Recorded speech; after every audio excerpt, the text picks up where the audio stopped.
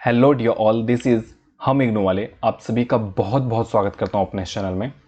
दोस्तों, आज जो मैं क्वेश्चन पेपर आपके लिए लेकर आया हूं, इसका सब्जेक्ट कोड है BE-VAE 181।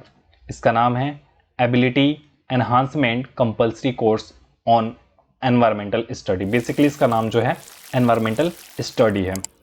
ये सब्जेक्ट बैचलर ऑफ आर्ट्स के अंदर यानी कि BA के अंदर आपको देखने को मिलेगा, बैचलर ऑफ कॉमर्स BCom के अंदर भी देखने को मिलेगा, साथ ही बैचलर ऑफ साइंस BSc के अंदर भी देखने को मिलेगा।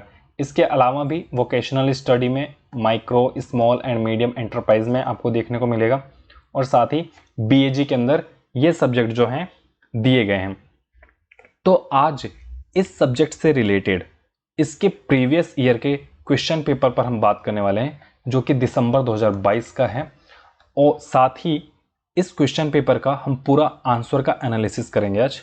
ये जो क्वेश्चन पेपर है ये टोटल 50 मार्क्स का आता है, जिसको करने के लिए 2 घंटे का समय दिया जाता है। तो आइए देखते हैं इस क्वेश्चन पेपर में कितने क्वेश्चन हैं जो कि मल्टीपल चॉइस टाइप के जो क्वेश्चन आते हैं वो क्वेश्चन बेसिकली इसके अंदर आते हैं। तो ये बहुत ही ईजी होता है करने के लिए। इसमें अप्रोक्स 50 क्वेश्चन होंगे। तो आइए एक एक करके इन क्वेश्चंस को देखते हैं। इस क्वेश्चन पेपर में हिंदी और इंग्लिश दोनों मोड में दिए गए हैं, बट हम जो क्वेश्चन पेपर सॉल्व करेंगे वो हम हिंदी मोड से सॉल्व करेंगे। तो आइए देखते हैं। सबसे पहला जो क्वेश्चन है, निश्चयवाद की संकल्पना किसने विकसित की थी? तो दोस्तों, निश्चयवाद की जो संकल्पना विकसित की थी वो की थी फ्रेडरिक रेटजेल ने। ठीक है, तो जो पहला क्वेश्चन है इसका जो आंसर बनता है सीधा सीधा वो क्या बनता है? Frederick Ratzel. इसका आंसर जो है ए। दूसरा क्वेश्चन आप देख रहे हैं स्क्रीन पे, इनमें से कौन सा 17 सतत संधारणीय विकास के लक्ष्यों में एक नहीं है? पहला, जलवायु क्रिया, गुणवत्ता युक्त शिक्षा, लैंगिक समानता और असमानता को कम करना। तो दोस्तों, इसका भी जो आंसर है वो पहला ही है। जलवायु क्रिया जो है वो विकास के लक्ष्यों में एक नहीं है संधारणीय रूप से। ठीक है, तीसरा क्वेश्चन हम देखते हैं। तीसरे क्वेश्चन में पूछ रहे हैं कौन सा मानव द्वारा रूपांतरित पर्यावरण है? इसमें से कौन सा जो है मानव द्वारा रूपांतरित है? तो ऑप्शन एक है कृत्रिम झील, अभ्यारण्य, खेत फसल और बांध। तो इसमें जो इसका राइट आंसर है वो 2 है, अभ्यारण्य, जो कि मानव द्वारा रूपांतरित पर्यावरण है। ठीक है, अगला जो क्वेश्चन है फोर्थ, इनमें से कौन सा आहार श्रृंखला के एक स्थान या स्तर को बताता है? पहला, समुदाय स्तर, दूसरा जनसंख्या स्तर, तीसरा है पोषी स्तर और चौथा है जैविक समुदाय। तो इसका जो आंसर है वो यही है, जैविक समुदाय। पांचों क्वेश्चन देखते हैं। जीवमंडल बायोस्फीयर में जल घटक कहलाता है? पहला, पारिमंडल, वायुमंडल, स्थल मंडल और जल मंडल। तो इसका जो आंसर है वो जल मंडल है। छठा क्वेश्चन देखते हैं। सल्फर चक्र उदाहरण है किसका? गैसीय चक्र का, अवसादी चक्र का, गैसीय और अवसादी दोनों चक्र का, या उपयुक्त में से कोई भी नहीं? तो इसका जो आंसर है वो तीसरा, गैसीय और अवसादी चक्र दोनों का उदाहरण है। आगे देखते हैं। द्वितीयक उपभोक्ता है कौन? पादप, शाकभक्षी, मांसभक्षी, शाकभक्षी और मांसभक्षी दोनों। तो ऐसा नहीं है, जो इसका आंसर है वो दूसरा है, शाकभक्षी जो है वो द्वितीयक उपभोक्ता है। आठवां क्वेश्चन देखते हैं। शंकुधारी वृक्ष वन में मृदा होती है? शंकुधारी वृक्ष वन में किस तरह की मृदा होती है? तो ऑप्शन है अम्लीय और खनिज, खनिज पोषक से अत्यधिक समृद्ध, क्षारीय और खनिजहीन, और चौथा ऑप्शन है मध्यम रूप से क्षारीय खनिज पोषकों के समृद्ध। तो इसका जो आंसर है वो पहला ही है, अम्लीय और खनिजहीन। इस तरह की मृदा जो होती है शंकुधारी वृक्ष वन में पाई जाती है। क्वेश्चन नंबर 9 आप जो देख रहे हैं स्क्रीन पे, कैमेलियन, एगेमिड और गेको पाए जाते हैं कहां पे? शीतोष्ण वर्षा प्रचुर वन में, उष्ण कटिबंधीय मौसमी वन में, उपोष्णीय वर्षा प्रचुर वन में, या उष्ण कटिबंधीय वर्षा प्रचुर वन में? तो इसका जो आंसर है वो पहला ही है, शीतोष्ण वन वर्षा प्रचुर वन में। ठीक है, क्वेश्चन नंबर 10 देखते हैं। निम्नलिखित में से कौन सी स्पीसीज जाति अत्यधिक सांद्रित मूल का उत्सर्जन करती है और तापमान नियमन या नियंत्रण के लिए जल का उपयोग नहीं करती और मरुस्थल में पानी पिए बगैर जीवित रह सकती है। तो इसके ऑप्शन है पहला ऊंट, दूसरा है निशाचरी कृंतक रोडेंट, ऑस्ट्रिच चूहे जैसी पूंछ वाला चमगादड़। तो इसका जो आंसर है वो दूसरा है, निशाचरी कृंतक या रोडेंट। 11वां क्वेश्चन देखते हैं। असंलग्न जलीय जीव को वायु जल अंतरापृष्ठ पर रहता है वह क्या कहलाता है? परिपादप, पलवक, पटलक या तरणक। तो इसका जो आंसर है वो थर्ड है, पटलक कहलाता है। क्वेश्चन नंबर 12वां देखते हैं। जलीय संसाधनों के वैश्विक स्तर पर विचार करें तो मीठे अलवण जल का प्रतिशत कितना होता है? तो इसका आंसर ए है, 3% से कम। Question number 13। निम्नलिखित में से कौन सा अनवीकरणीय संसाधन है? अनवीकरणीय संसाधन कौन सा है? पहला है वन्य जीव, दूसरा है जल, तीसरा खनिज निक्षेप और चौथा है वन। तो इसका आंसर है तीसरा, खनिज निक्षेप। समुद्री जल की औसत लवणता होती है कितनी प्रतिशत होती है? तो इसका भी आंसर जो है वो समुद्री जल की औसत लवणता जो होती है हमारी 3.5% होती है। तो इसका आंसर है 2। निम्नलिखित में से किसे खाद को मिलाने पर प्राप्त नहीं किया जा सकता? अधिक स्थिर समुच्चयित मृदा संरचना, मृदा की बेहतर संसर्जकता, जल धारण क्षमता में वृद्धि या मृदा लवणता में कमी।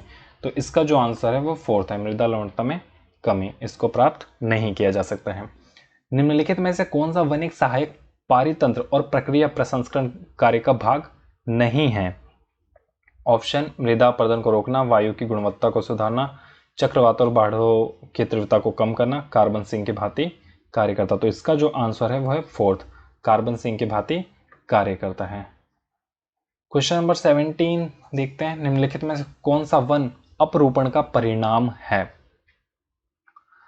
तो वनस्पतियों में कमी के कारण मृदा अपरदन में वृद्धि, पौधों द्वारा निर्मुक्त होने वाली ऑक्सीजन में वृद्धि, कार्बन डाइऑक्साइड के स्तर में कमी, वन उत्पादन की उपलब्धता में वृद्धि। तो इसका जो आंसर है वो दो है, पौधों द्वारा निर्मुक्त होने वाली ऑक्सीजन में वृद्धि। क्वेश्चन नंबर 18 देखते हैं। निम्नलिखित में से कौन सा गैर लकड़ी वन उत्पाद NTFP नहीं है? तो इसमें ऑप्शन है औषधीय जड़ी बूटियां, खाद्य फूल और पत्तियां, जलाने योग्य लकड़ियां और खाद्य फल। तो जो इसका फोर्थ ऑप्शन है खाद्य फल, ये गैर लकड़ी वन उत्पाद ATFP नहीं है। ठीक है। क्वेश्चन नंबर 19 देखते हैं। भारत के जैव विविध के विषय में निम्नलिखित में से कौन सा कथन सही है? पहला, गुजरात और राजस्थान के मरुस्थलीय क्षेत्रों में अत्यधिक उच्च स्तर पर मरुस्थलीय जंतु प्रजातियों के साथ ही असंख्य दुर्लभ प्रजातियां भी पाई जाती हैं। व्यापक स्तर पर बीटी कॉटन कपास की रोपाई का जैव विविधता पर प्रतिकूल प्रभाव नहीं होता है। पश्चिमी घाटों में अत्यधिक उच्च स्तर की प्रजाति समृद्धता के साथ ही स्थानिकता भी पाई जाती है। जैव विविधता का रूपांतरण सिर्फ फेड पुश है। तो इसका जो आंसर है वो फोर्थ है, जैव विविधता का रूपांतर सिर्फ फेड पुश है। Question number 20। एक अधिक विविधता वाला परितंत्र होगा जटिल, स्थिर, प्रतिरोधी, अधिक भंगुर और संवेदनशील, अधिक सरल और कम स्थायी या कम उत्पादक। तो इसका जो आंसर है वो है अधिक भंगुर और संवेदनशील होगा। क्वेश्चन नंबर 21 देखते हैं। निम्नलिखित में से कौन सा जंतु सिर्फ ब्रह्मपुत्र घाटी में पाया जाता है?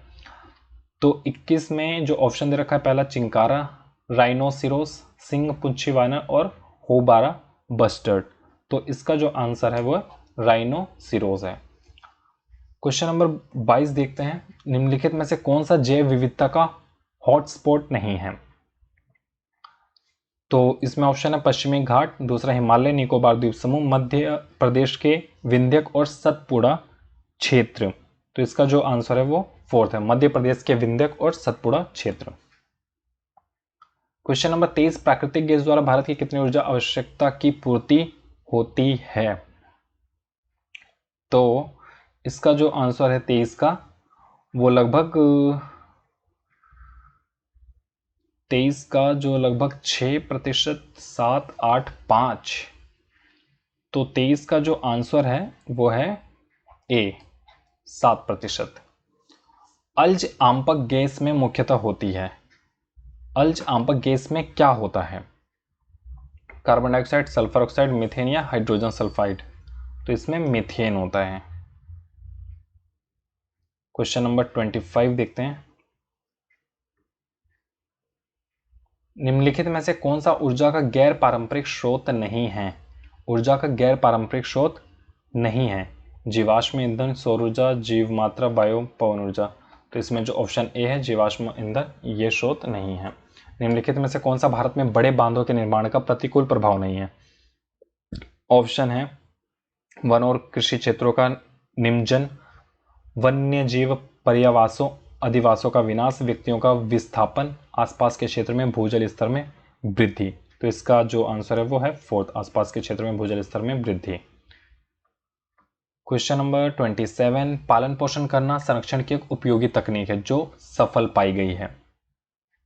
इसका ऑप्शन है whooping crane, black foot and ferret में, एंगूस काउ गाय में और बीजे पादपों में। तो इसका जो ऑप्शन है वो ए है, हुपिंग क्रेन में। ठीक है।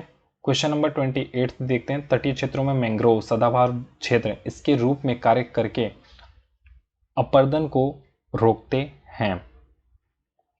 मीथेन फिल्टर्स, जल क्षेत्र में नियंत्रक, प्राकृतिक बांध, प्राकृतिक पुनर्भरण जल। तो इसका जो आंसर है वो है 3, प्राकृतिक बांध। क्वेश्चन नंबर 29, निम्नलिखित में से कौन सी भारत की एक आक्रामक प्रजाति नहीं है? जलकुंभी, कांग्रेस घास, प्रोसोपिस जूलीफ्लोरा और नीम का पेड़।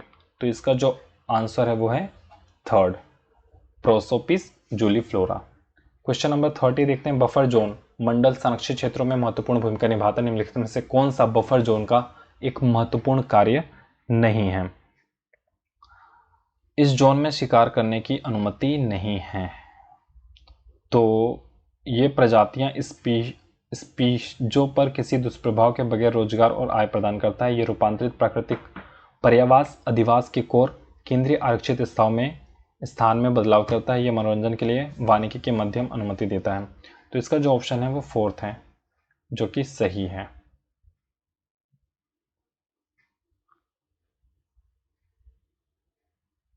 क्वेश्चन नंबर 31 ये रहा।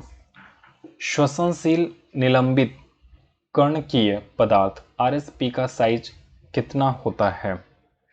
तो 31 का 1 से 10 मिलीमीटर। ठीक है।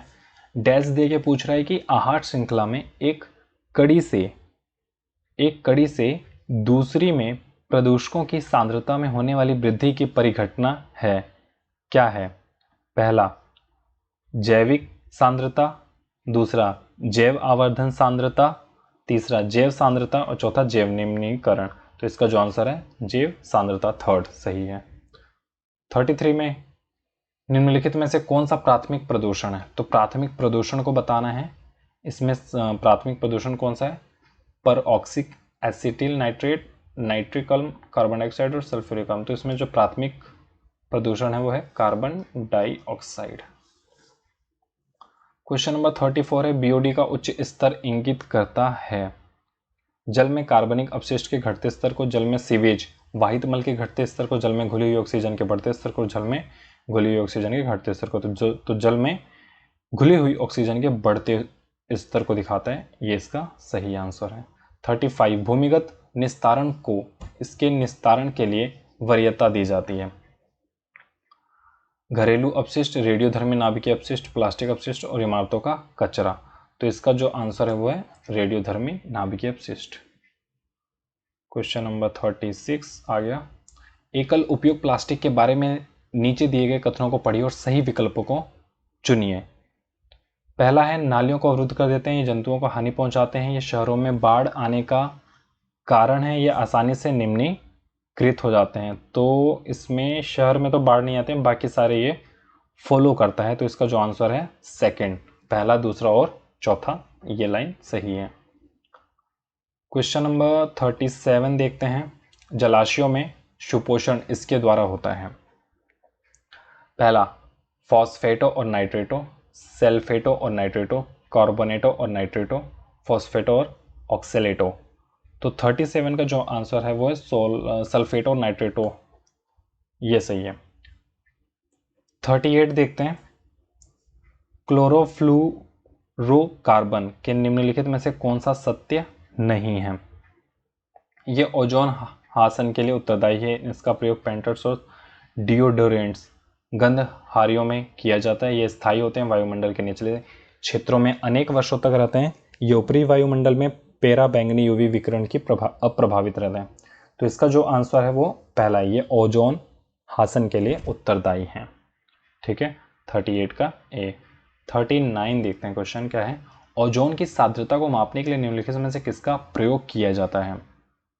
तो भाग प्रति किलोमीटर, नैनोमीटर, डॉप्सन या रेडियम। तो इसका डॉप्सन का प्रयोग किया जाता है।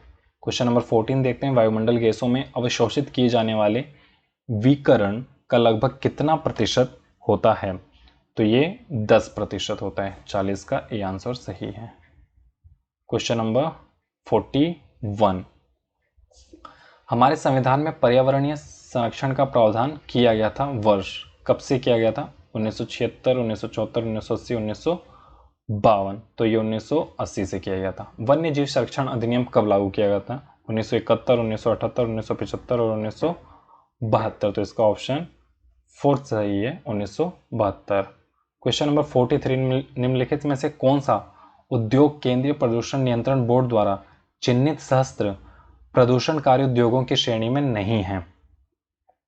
लुगदी और कागज उद्योग, तेल शोधक कारखाने, खाद्य प्रसंस्करण और चमड़ा शोधन कारखाने। तो इसका जो आंसर सही है वो है खाद्य प्रसंस्करण। 44 देखते हैं, 2100 तक विश्व की जनसंख्या के हो जाने की संभावना है? 11.2 अरब, 10.2 अरब, 12.2 अरब, 13.2 अरब। तो इसका जो आंसर सही है वो है सेकंड, 10.2 अरब। क्वेश्चन नंबर 45 देखते हैं, निम्नलिखित का सुमेलन कीजिए, मतलब इसे मिलाना है। पर्यावरणीय प्रभाव दिए गए हैं, श्रेणी दी गई है, तनाव, आवेश, ध्वनि, शोर, एलर्जन। ध्वनि क्या है? भौतिक, तनाव मनोवैज्ञानिक, एलर्जन रासायनिक। ओके, एलर्जन रासायनिक है या जैविक है? एलर्जन हो जाएगा जैविक। और शोर जो हो जाएगा वो हो जाएगा भौतिक रूप से, शारीरिक रूप से शोर होता है। ठीक है, तो आविश हो जाएगा, आविश हो जाएगा हमारा रासायनिक। ठीक है, तो इस तरीके से देखा जाए तो हमारा जो सेकंड बनता है ये इसका सही आंसर है। क्वेश्चन नंबर 46 देखते हैं, निम्नलिखित का में से कौन सा क्षेत्र भूकंपीय क्षेत्र में नहीं आता है? गुजरात का कच्छ, उत्तराखंड में चमोली और पिथौरागढ़, आसाम, मध्य प्रदेश और उत्तर प्रदेश का बुंदेलखंड क्षेत्र। तो इसका जो आंसर सही है वो है थर्ड, आसाम। चंडी प्रसाद भट्ट संबंध रखते हैं किससे? साइलेंट वैली आंदोलन से, हरित क्रांति से, चिपको आंदोलन से और एपिको आंदोलन से। तो इनका जो आंसर सही है वो है चिपको आंदोलन से।